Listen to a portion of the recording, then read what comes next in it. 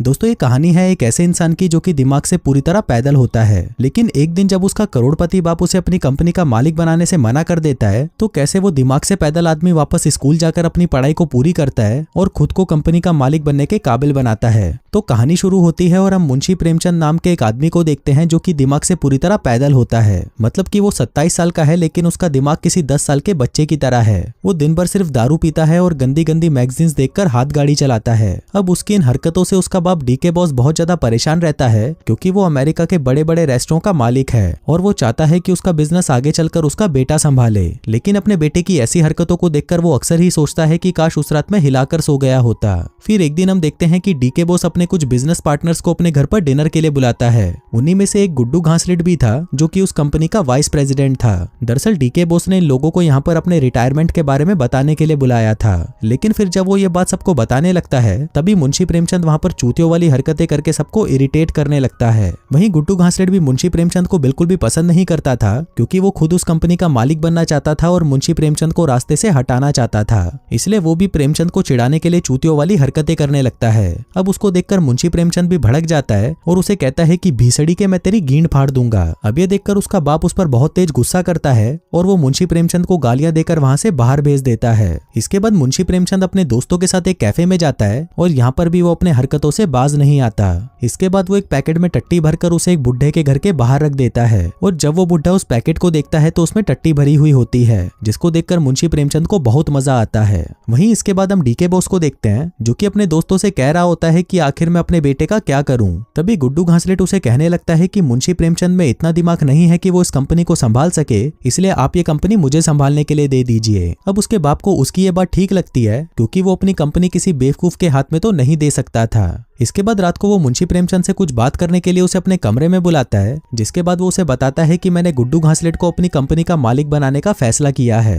क्योंकि वो अकेला ही है जो इस कंपनी को संभालने के लायक है। लेकिन ये बात सुनकर मुंशी प्रेमचंद भड़क जाता है और उसे कहता है कि आप अपने इतने काबिल बेटे को छोड़कर इस चूतिए को अपनी कंपनी का मालिक बनाना चाहते हो। इस पर बाप कहता है कि तुम इस कंपनी को नहीं चला सकते क्योंकि तुम इतने पढ़े लिखे नहीं हो कि कंपनी की स्पेलिंग भी बता सको। मुंशी प्रेमचंद कहता है लेकिन मैंने तो 10वीं पास कर रखी है ना, जिस पर उसका बाप कहता है कि वो भी इसलिए क्योंकि मैंने तुम्हारे टीचर को तुम्हें पास करने के लिए पैसे दिए थे। और इतना ही नहीं, फर्स्ट क्लास से लेकर स्कूल खत्म होने तक तुम्हारी सारी क्लास को पास करने के लिए मैंने तुम्हारे टीचर को रिश्वत दी थी। अब क्योंकि मुंशी प्रेमचंद सच में एक अनपढ़ गवार था इसलिए वो अपने बाप के खिलाफ भी नहीं जा सकता था, लेकिन वो अपनी कंपनी किसी और को नहीं देना चाहता था, इसलिए वो अपने बाप के साथ एक डील करता है। वो उसको कहता है कि अगर मैं अपनी पढ़ाई को पूरी कर लूं तो क्या आप मुझे कंपनी का मालिक बना दोगे। उसका बाप पूछता है कि इस उम्र में तुम स्कूल जाकर क्या करोगे, जब तक तुम्हारी ग्रेजुएशन होगी तब तक तो तुम बूढ़े हो जाओगे। मुंशी प्रेमचंद कहता है कि मैं हर क्लास को 2 हफ्तों में ही पास कर लूंगा और जल्दी ही ग्रेजुएशन भी कंप्लीट कर लूंगा। अब उसका बाप उसकी ये शर्त मान लेता है, लेकिन वो उसे ये भी कहता है कि अगर वो ये काम नहीं कर पाया तो तुम्हारी जगह गुड्डू घासलेट को इस कंपनी का मालिक बना दिया जाएगा। फिर अगली सुबह हम देखते हैं कि मुंशी प्रेमचंद अच्छे से तैयार होकर और अपना लंच बॉक्स लेकर स्कूल की बस आने का वेट कर रहा होता है, लेकिन वो बस बिना रुके ही वहां से चली जाती है क्योंकि ड्राइवर को मुंशी प्रेमचंद कोई स्टूडेंट नहीं लग रहा था। जिसके बाद उसका बाप उसे अपनी कार में स्कूल तक छोड़ने के लिए जाता है। फिर जैसे ही वो स्कूल के अंदर पहुंचता है उसे वहां पर तीसरी क्लास की मुन्नी हटेली मिलती है। वो मुंशी प्रेमचंद को देखते ही उसे पहचान जाती है कि ये किसी अमीर बाप की बिगड़ी औलाद है, इसलिए वो उसे भाव तक नहीं देती। इसके बाद मुंशी प्रेमचंद अपनी क्लास में जाता है जो कि पहली क्लास थी और उसे यहाँ पर छोटे छोटे बच्चों के साथ पढ़ाई करनी थी। फिर वहां पर टीचर आती है और सभी बच्चों को मुंशी प्रेमचंद से इंट्रोड्यूस करवाती है। फिर बारी आती है पढ़ाई करने की, जहाँ पर टीचर सभी बच्चों को मल्टी टैलेंटेड जॉनी भैया की कहानी सुनाती है। कहती है कि एक बार की बात है, एक बेचारी छोटी सी लड़की जिसका नाम मिया था, उसके घर का नल खराब हो गया था तो उसने फोन करके प्लम्बर को बुलाया। कुछ देर बाद उसके घर की घंटी बजी तो वहाँ पर एक टकला पर हट्टा कट्टा आदमी खड़ा हुआ था और उसका औजार भी बहुत बड़ा था। अब उस आदमी का बड़ा वाला औजार देखकर मिया खुश हो गई, जिसके बाद वो नल ठीक कराने से पहले उससे अपने कुएं में पानी भरवाने के लिए उसे अपने बेडरूम में ले गई। लेकिन ये कहानी सुनकर मुंशी प्रेमचंद भड़क जाता है और उसे कहता है कि तूने पूरी बात तो बताई नहीं कि उस लड़की का क्या हुआ। लेकिन टीचर उसे पूरी कहानी नहीं सुनाती क्योंकि वो देख चुकी थी कि मुंशी प्रेमचंद का औजार भी तैयार हो चुका था और वो कभी भी अपनी टीचर को बजा सकता था। फिर क्लास के बाद सभी बच्चों के खेलने की बारी आती है, जहाँ पर मुंशी प्रेमचंद सभी बच्चों की दबा कर लेता है और इसी के साथ उसका आज का ये दिन खत्म हो जाता है। फिर छुट्टी के वक्त जब वो घर जा रहा था तभी वो वहाँ पर एक पटाखा को देखता है जो कि अपने बच्चे को लेने आई थी। अब मुंशी प्रेमचंद उसे झूठ बोलने लगता है कि वो इस स्कूल का सिक्योरिटी गार्ड है, लेकिन जब उस औरत का बेटा बताता है कि मुंशी तो उसकी क्लास में ही पढ़ता है तो वो औरत उसे चूतिया बोलकर वहाँ से चली जाती है। अब धीरे धीरे 2 हफ्ते बीतने लगते हैं और मुंशी प्रेमचंद अपनी क्लास में सभी से अच्छे से घुलने मिलने लगता है, लेकिन अभी भी कुछ चीजें ऐसी थी जिसमें उसे मुश्किलें आ रही थी, जैसे कि बच्चों के टॉयलेट में मूतना और गोंद खा लेना। आखिर में वो एक नीली बतख की ड्राइंग बनाता है और इस क्लास को पास कर लेता है। अब अपने पास होने की खुशी में वो एक बहुत बड़ी पार्टी रखता है जहाँ पर वो बच्चों के एंटरटेनमेंट के लिए नंगी नंगी लड़कियों को भी बुलाता है। उधर उसका बाप भी इस बात से बहुत खुश था कि उसका बेटा पास हो गया,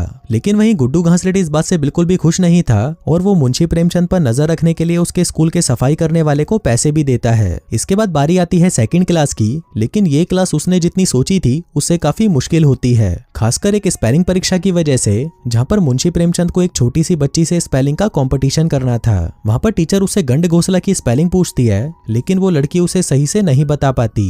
वहीं मुंशी प्रेमचंद तुक्के से उस स्पेलिंग को सही बता देता है और उस कंपटीशन को जीतकर वो 2nd क्लास को भी पास कर लेता है। जिसके बाद वो अपने घर पर पहले से भी बड़ी पार्टी रखता है जहाँ पर वो इस बार वैश्याओं को बुलाता है ताकि सभी उनके साथ एंजॉय कर सकें। फिर अगले दिन वो 3rd क्लास में जाता है जहाँ की टीचर होती है मुन्नी हटेली। यहाँ पर मुंशी प्रेमचंद उसको देखते ही पागल हो जाता है, लेकिन मुन्नी हटेली को वो बिल्कुल भी पसंद नहीं था। फिर हम देखते हैं कि एक बच्चा एक बुक को पढ़ने की कोशिश कर रहा था, लेकिन वहीं पीछे से मुंशी प्रेमचंद उसके पिछवाड़े में बार बार उंगली कर रहा था, जिसे गुस्सा होकर मुन्नी हटेली उसे धक्के देकर क्लास से निकाल देती है। आगे जब वो क्लास में पढ़ा रही थी तभी उसकी नजर मुंशी प्रेमचंद पर पड़ती है जो कि अपनी कॉपी में उसकी नंगी नंगी तस्वीरें बना रहा था। अब ये देखकर वो बहुत ज्यादा गुस्सा हो जाती है और उसे कहती है कि जाओ बोर्ड पर 100 बार लिखो कि मैं चूतिया हूँ। अब वो बाकी चीजें तो लिख देता है, लेकिन चूतिया शब्द वो ठीक से लिख नहीं पाता, जिस वजह से मुन्नी हटेली सभी के सामने उसका मजाक उड़ाती है। अब ये सुनकर मुंशी प्रेमचंद को गुस्सा आ जाता है और वो उसे रंडी बोलकर वहां से भाग जाता है। फिर अगली सुबह हम देखते हैं कि मुंशी प्रेमचंद बीमार होने का नाटक करने लगता है ताकि उसे स्कूल ना जाना पड़े,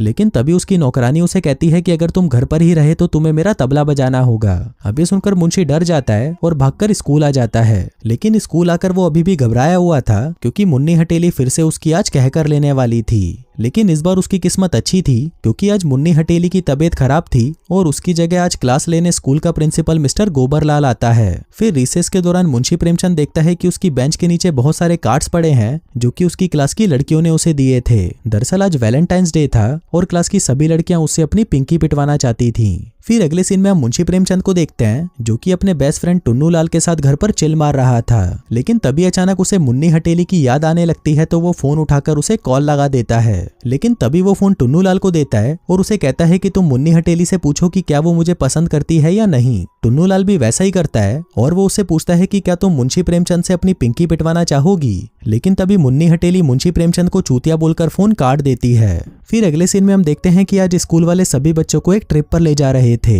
इसी दौरान बस में सभी बच्चे मुंशी प्रेमचंद से कहते हैं कि आज तो तुम्हें मुन्नी हटेली की चूचियां दबानी ही पड़ेंगी। मुंशी प्रेमचंद कहता है कि तुम लोग दबाने की बात तो छोड़ दो, मैं तो उसे पूरा निचोड़ कर रख दूंगा। जिसके बाद वो खड़ा होता है और गिरने का नाटक करते हुए उसकी चूचियों को दबाने की कोशिश करने लगता है, लेकिन तभी मुन्नी हटेली उसे कहती है कि अगर तुमने फिर से ये किया तो मैं तेरे गोटे काट कर उसके झुमके बना दूंगी। अब मुंशी प्रेमचंद को भी अपनी हरकतों को लेकर बुरा लग रहा था, इसलिए वो बाद में मुन्नी हटेली के पास जाकर उसे माफी मांगने लगता है, जिस पर मुन्नी हटेली भी उसे माफ कर देती है। इसके बाद मुंशी प्रेमचंद की नजर टुन्नू लाल पर पड़ती है जो कि चुपचाप एक कोने में खड़ा हुआ था। अब वो उसके पास जाता है और देखता है कि टुन्नू लाल ने अपनी पैंट में ही मूत दिया है। अब अपने दोस्त की मदद करने के लिए वो भी अपनी पैंट को गीली कर देता है और सभी से कहता है कि पैंट में मूतना बहुत ही अच्छी बात है और इससे तुम सभी लोग कूल लगोगे। अब ये देखकर बाकी के सभी बच्चे भी उसका साथ देते हुए अपनी पैंट में मूत देते हैं। इसी दौरान मुन्नी हटेली भी ये सब देख रही होती है और टुन्नू लाल की मदद करता हुआ देखकर वो मुंशी प्रेमचंद को पसंद करने लगती है। जिसके कुछ दिनों बाद हम देखते हैं कि मुंशी प्रेमचंद 3rd क्लास भी पास कर लेता है और अब की बार वो इससे भी बड़ी पार्टी देता है जहाँ पर सभी लोग पूरे नंगे होकर हर जगह पर मजदूरी कर रहे थे। हम देखते हैं कि इस पार्टी में मुन्नी हटेली भी आई होती है और वो मुंशी प्रेमचंद के पास होने की खुशी में उसे गिफ्ट भी देती है। इसके बाद मुंशी प्रेमचंद उसे अपना घर दिखाता है, कहता है कि मेरे पास बहुत पैसा है, बस एक बार तू मेरे लिए घोड़ी बन जा, मैं तुझे रानी बनाकर रखूंगा। अब वो गोल्ड डिगर मुन्नी हटेली भी उसकी बात मान जाती है, जिसके बाद वो दोनों मजदूरी करने के लिए एक टेंट में चले जाते हैं। अब वो दोनों अपना कार्यक्रम शुरू करने ही वाले थे कि तभी वहां पर उसका नौकर आता है और उसे कहता है कि सर आप गुड्डू घासलेट से जरा बचकर रहना, वो साला एक नंबर का चूतिया आदमी है। लेकिन मुंशी प्रेमचंद का ध्यान अभी मजदूरी पर था, इसलिए वो अपने नौकर की बातों पर ध्यान नहीं देता।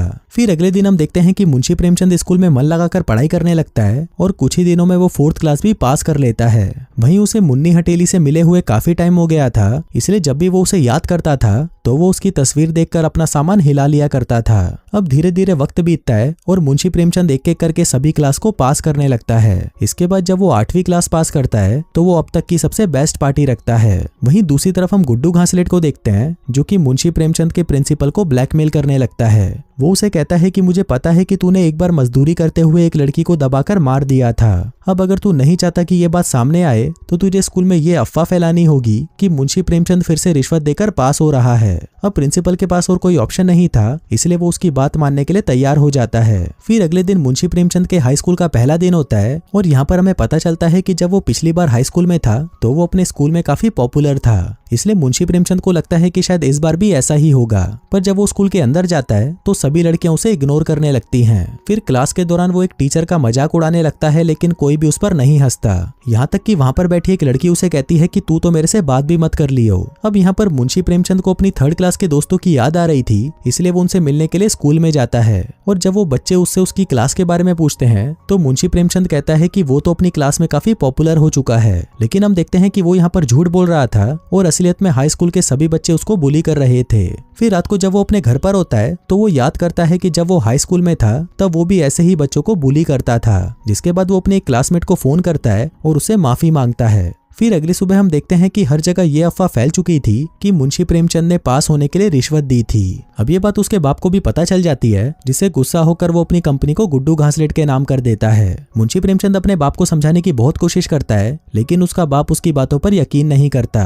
अब इस सबसे मुंशी प्रेमचंद बहुत ज्यादा निराश हो जाता है और अपनी जिंदगी को पहले की तरह जीना शुरू कर देता है। लेकिन वही मुन्नी हटेली जानती थी कि उसने पास होने के लिए बहुत मेहनत की है, इसलिए वो मुंशी प्रेमचंद के पास आती है और उसे एक घुसंड मारकर उसे हार ना मानने के लिए मोटिवेट करती है। उधर मुंशी प्रेमचंद के दोस्त प्रिंसिपल के घर के आगे भूख हड़ताल पर बैठ जाते हैं, जिससे प्रिंसिपल को ना चाहते हुए भी सबको सच बताना पड़ता है कि उसने मुंशी प्रेमचंद के बारे में झूठ बोला था। अब क्योंकि सच सबके सामने आ चुका था तो उसका बाप फिर से उसे अपनी पढ़ाई जारी रखने को कहता है। लेकिन तभी गुड्डू घासलेट उसे मना करने लगता है और कहता है कि अब इन चीजों का कोई फायदा नहीं, एक गधा तो गधा ही रहेगा, कभी घोड़ा नहीं बन सकता। अब इस बात से मुंशी प्रेमचंद को गुस्सा आ जाता है और वो गुड्डू घासलेट को चैलेंज करता है कि वो पढ़ाई में उससे ज्यादा होशियार है, इसलिए अगर सभी टेस्ट में जो भी ज्यादा नंबर लाएगा कंपनी उसके नाम हो जाएगी। अब गुड्डू घासलेट भी उसके चैलेंज को एक्सेप्ट कर लेता है और अगले दिन वो दोनों टेस्ट देने के लिए स्कूल पहुंचते हैं। अब पहला टेस्ट मैथ्स का होता है, जिसमें मुंशी प्रेमचंद बुरी तरह से हार जाता है। इसके बाद अगला टेस्ट कुकिंग का होता है और यहाँ पर मुंशी प्रेमचंद एक अच्छा सा पाए बनाकर इस टेस्ट को पास कर लेता है। इसके बाद कुछ टेस्ट और होते हैं, जिसमें एक तो गुड्डू घासलेट और एक मुंशी प्रेमचंद जीत जाता है। लेकिन फिर अगले दिन एक फाइनल टेस्ट होने वाला था, जिसको जीतने वाला कंपनी का मालिक बनेगा। अब टेस्ट शुरू होता है और मुंशी प्रेमचंद यहाँ पर बहुत अच्छा परफॉर्म कर रहा था, लेकिन उसे जीतता हुआ देखकर गुड्डू घासलेट गुस्सा हो जाता है और अपनी बंदूक निकालकर मुंशी प्रेमचंद को मारने की कोशिश करने लगता है। लेकिन तभी वहां पर उसका एक नौकर आता है और वो गुड्डू घासलेट के पिछवाड़े पर गोली मारकर उसे घायल कर देता है। फिर अगली सुबह हम देखते हैं कि एक सेरेमनी रखी जाती है, जहां पर डीके बॉस अपना सारा बिजनेस मुंशी प्रेमचंद के नाम करने वाला था। लेकिन तभी मुंशी प्रेमचंद मालिक बनने से मना कर देता है और कहता है कि कंपनी का मालिक तो पोपटलाल को बनना चाहिए, क्योंकि वो ज्यादा डिजर्विंग है। वो कहता है कि मैं भी कॉलेज जाकर अपनी पढ़ाई पूरी करूंगा और ये जो मेरी टीचर है मुन्नी हटेली, जो उसकी गर्लफ्रेंड बन चुकी थी, उससे आगे जाकर शादी करूंगा। इसी दौरान वहां पर मुन्नी हटेली आती है और उसे दबाकर किस करने लगती है। और दोस्तों, इसी के साथ ही ये कहानी यहीं खत्म हो जाती है।